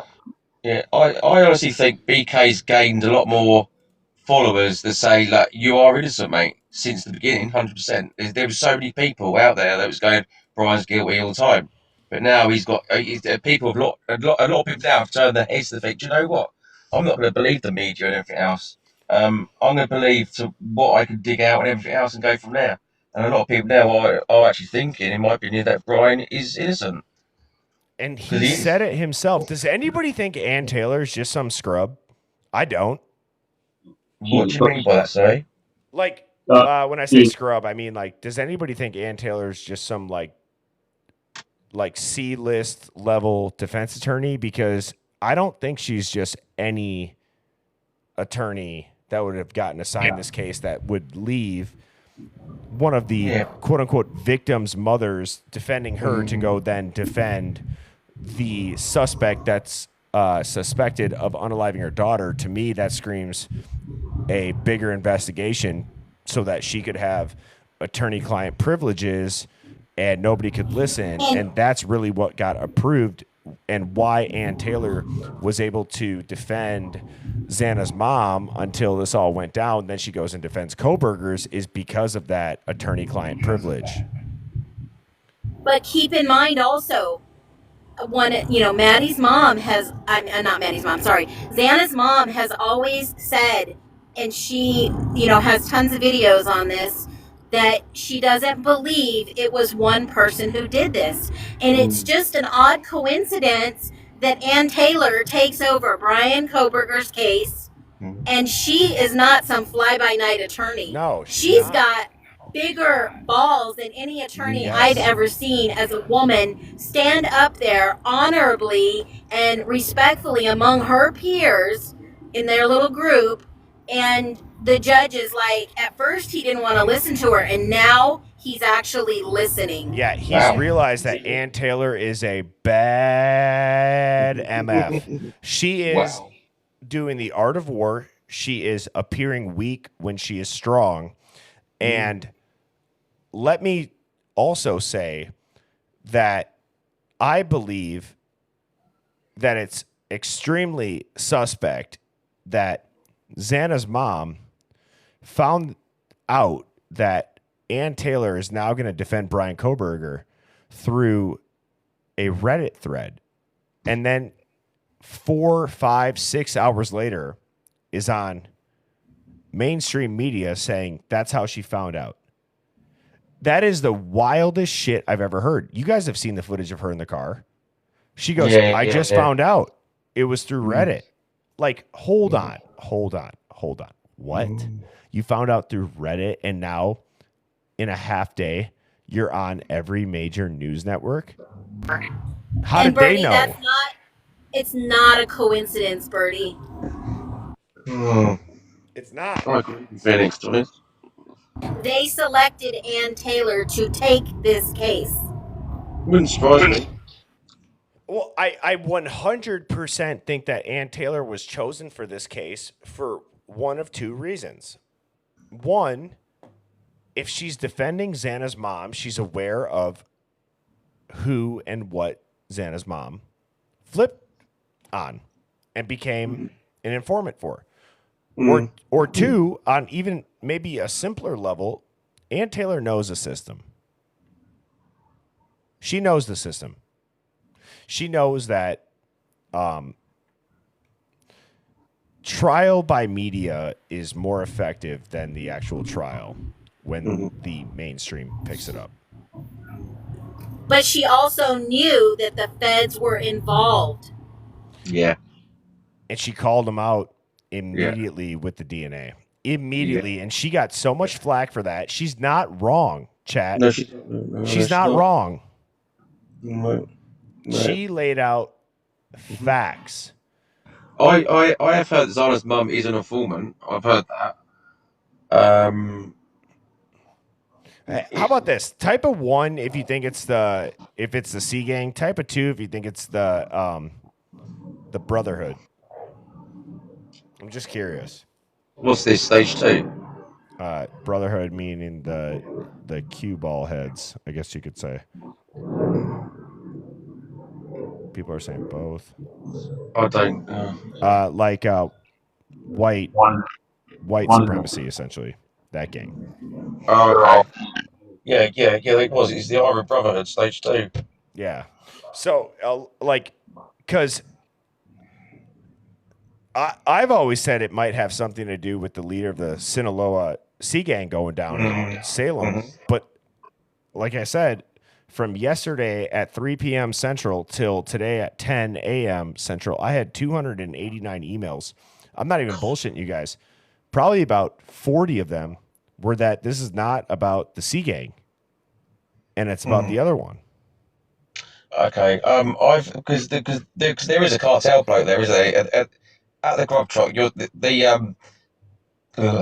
the church. That's another thing I get emailed about a lot. Yeah. I was told to look at the church, and that's where it starts from. But there is a cartel bloke at the grub truck. Do you know that? There was a what?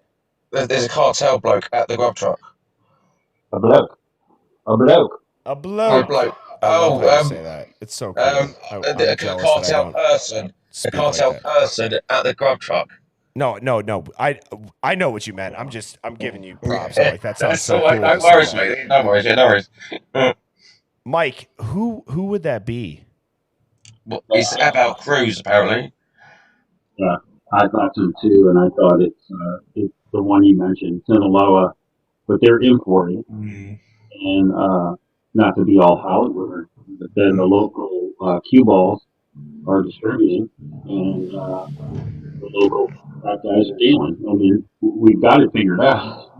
Yeah, I don't think that's far-fetched. I don't think it's far-fetched because who's the, I guess you could say like the quote-unquote, the American-based distribution system? Who's got the product that's outside the U.S.? And then who would be the distributors? So you have the Sea Gang, you have the cue balls, and then you have the Greek life. Guys, I'm sorry. Part of me sometimes wonders, do we need to all accept that maybe, just maybe,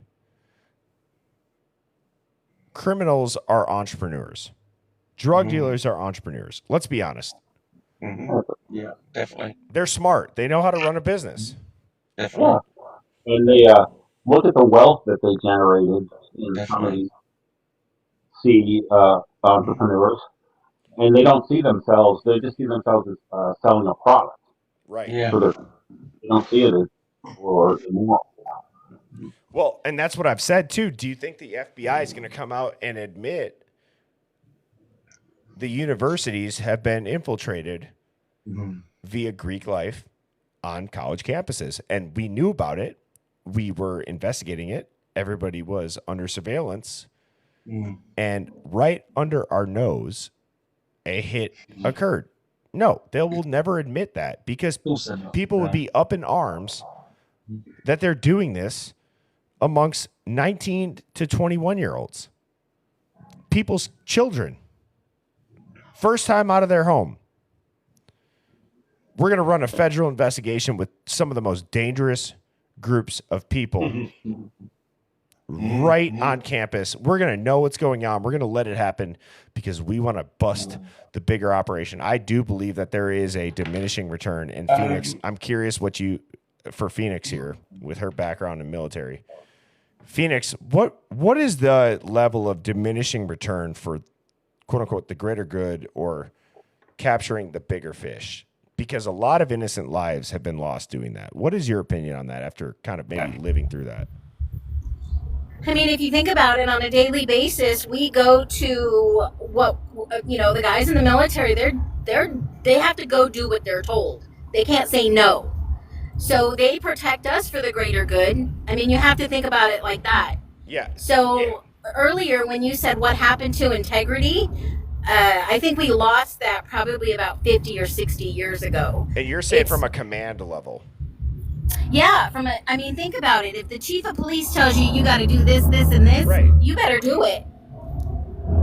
And again, one of the things that I've always said, I forget the name of the soldier. Phoenix, if you know this or if anybody in the chat knows this, there was a soldier that was kind of talking about just the U.S. involvement in the Middle East. And he kind of summed it up at, you know what, the end of the day, knowing what you know now, you still have to remember you were brave enough and courageous enough to sign that dotted line with your name on it. And I do 100% agree with that because it's not anybody's fault that lies are told, that, weapons of mass destruction are created, and that, the Gulf of Tonkin, the whole everything. We can all talk about false flags. At the end of the day, if you're somebody that put your name on the dotted line, that should be acknowledged and accoladed. And yeah, you were ready to ride for this country or for your country. And I think that deserves to be acknowledged right now. Definitely, yeah. Yeah, and you know what? That goes true with any organization, especially the Sea Gang, right? Because they have committed and they have said, okay, I'm going to serve you and I'm going to do whatever it is you tell me. I mean, it comes at different length and levels. In frats, you commit to the frat. The sorority, you commit to the sorority. Any type of organization, any type of fraternization, any type of whatever that you say, even, I don't want to say it, but the people over and, that are the T's, but they commit to the organization. If that means they're going to go strap something up and get on an airplane or do whatever they got to do, they're committed to the cause. Absolutely. And some of the most powerful figures in America are fraternal members. And they don't care about the casualties. They don't care. No, they care about getting reelected. They care about politics. They care about stupid shit. And it's wrecked our country. It's wrecked a lot of the world. Innocent lives have been lost. Millions of families' lives have been destroyed for political gain. And I don't know about you guys, but I'm fucking sick of it. And excuse my language. You can say, oh, who are you to say that? Well, you're right. Maybe I'm just, but I don't know who I am. But you want to know what I am? I'm a normal person at the end of the day. I'm a normal person that this is wrong. It's wrong. Yeah, and it's not hard to do the right thing. Just do it and stop taking advantage of people that believe you. Stop taking advantage of young men and women that do sign their name on the dotted line and risk everything. That ends up being a lie because you wanted to get fucking reelected, you fucking piece of shit. Excuse my language. God damn. I get so mad about that. I know you're going to crash out, but fuck. When you reel it back in and you think about this case, that's what people have been asking for years.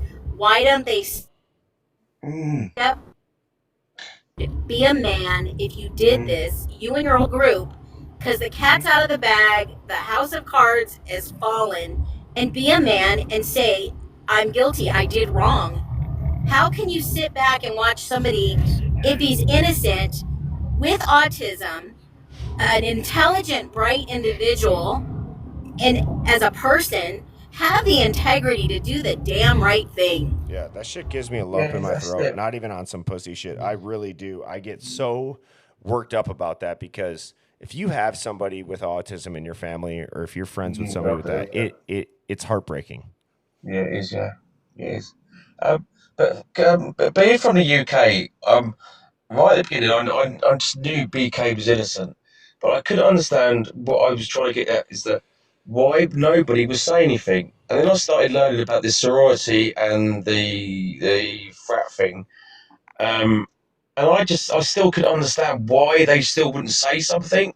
But then the more and more I've learned about it, it's like they just like some kind of little gang that won't say that they have to stick to a code. But surely, if you knew these four people, surely you should be saying something. Doesn't Doesn't matter make about sense. code or anything else or anything else. You've got to say something. And I don't understand it. It's almost like the analogy.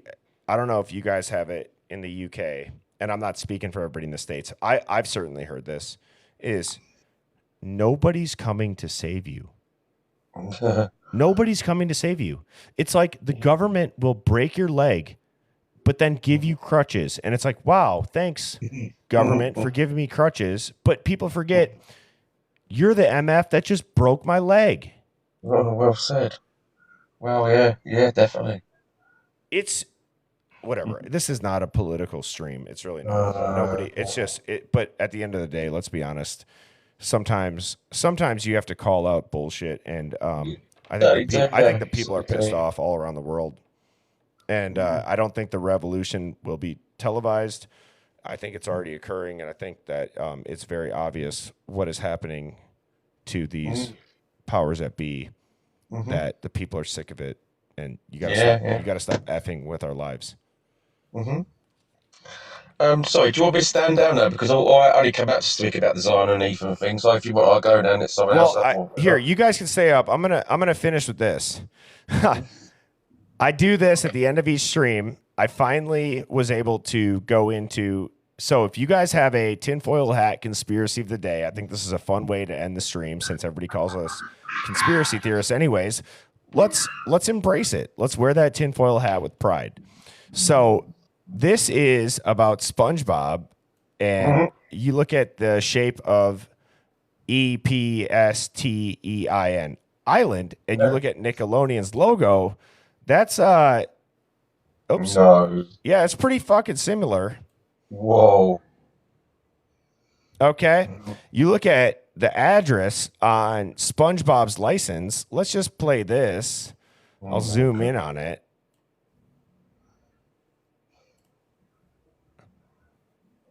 Yep. Look what gets pulled up. 124 Conch Street, Bikini Bottom, Little St. James. Whoa. They put that shit in your face, everybody. Whoa.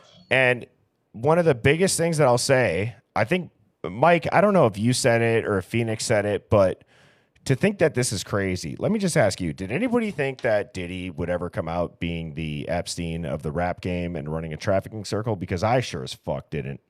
No, I didn't. I knew it was I'm going cussing on. way too much. I'm sorry. I don't cuss. I just, man, I got to tell you, chat, I get so fired up when people that are innocent get messed with and pure innocent individuals get taken advantage of. I hate it. It bothers me to my soul. Yeah. And this is why I get so wound up about the BK thing, because I know he's innocent. In my opinion, he's innocent. But it winds me up that people would let him actually get the DP and actually see him go, then tell the truth. It just annoys me so much. Mike, what are your closing thoughts on that, dude? I'm with you. I would have never thought that about P. Diddy. And so it's like, it goes back to, how are you calling anything a conspiracy in 2025? You must, again, unless it's all by design that they want us to be so distracted with work, and we have to work 2-3 jobs. Like, dude, I looked at the first apartment that I rented when I graduated college. Okay, it was, I think, $1,250 a month. Dude, it's $2,100 now. Oh, 6 or 7 years later. wow. That's insane. It's a 1-bedroom, less than 1,000 square feet. They want you to not be able to pay attention to everything. So I would encourage everybody in the Hive Mind, which I already know the Hive Mind is doing so, but to share the stream, share the lives. Don't be afraid to speak up and speak your truth. That they put this right in your face and they've been doing it for a long time. And to anybody that's probably over 50 years old in this chat, let me just give you guys a shout out, because to wake up to the mainstream BS prior to the internet existing, when you were unable to communicate in real time and debunk stuff, shout out to you guys, the real OGs, the people that understood that we are being lied to. Okay? So now you got some random dude on the internet that uses the name Birdie that's talking about it. Great. Fine. I'll gladly step into that role. But let me just tell you, I have only learned from those who figured it out initially, and they deserve the credit. Yeah, thank you, because I'm 50 in 6 weeks' time. Happy early birthday. Cheers, mate, thanks. Yeah, man, that's wild. I just turned 31. Oh my God. You know, and like I said, I got banned from my high school computers my senior year because I looked up the documentary Loose Change, which is about 9/11 being an inside job. I got the school police officer called on me to take me out of class, and they were interrogating me because I looked up this documentary in what we call advisement, which is just like a word in America for, I guess, what you would call study hall. You know, it's an hour period where when you're in junior and senior. Yeah. So, again, I want to give a shout out to the people that figured this shit out a long time ago, that maybe didn't feel like they were able to find their people. But let me just say that everybody in this chat, we are your people, and we are a community, and the Hive Mind is a real thing, and it's very powerful. Phoenix brought up, like, I've never gloated about any of the stats, like that Jeffree Star person on TikTok. We beat them this entire last week on our live streams. Okay, that's like that to me is, I don't care about the acknowledgement. It's like, no, people are waking up, and yes, fine, we'll use this case to wake people up, but it is important. And to Mike, to Criminal Minds, to Devil's Advocate, to Sammy T Mafia, to Phoenix is such a blessing in my life. Honestly, she is one of the most incredible souls that I've ever met. And I'm lucky to have met her. She's incredible. And to everybody in the chat, I want you guys to know, like, this matters, and you matter. And man, I don't want to go too deep, but I just want to say, like, it's Memorial Day weekend. Whether you're in America or you're not, just be present. Touch some grass. If you're having a bad day, remember it's a bad day. It's not a bad life. Well, what's it? And I will be back on streaming this week, 7 p.m. Central. All of the live streams get updated to my YouTube channel. Please go and subscribe. Birdie Bombshell, or Birdie, it's singular. It's a new channel as of May 1. And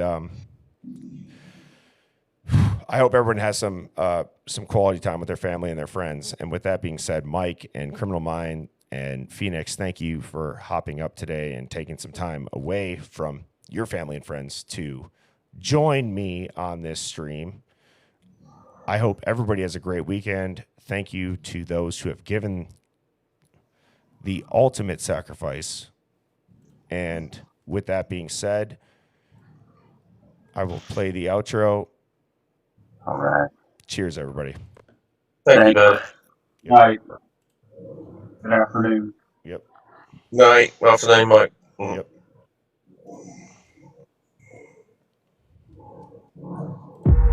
Bird. Birds flying high, you know how I feel. Sun in the sky, you know how I feel. Breeze drifting on by, you know how I feel. It's a new dawn, it's a new day, it's a new life.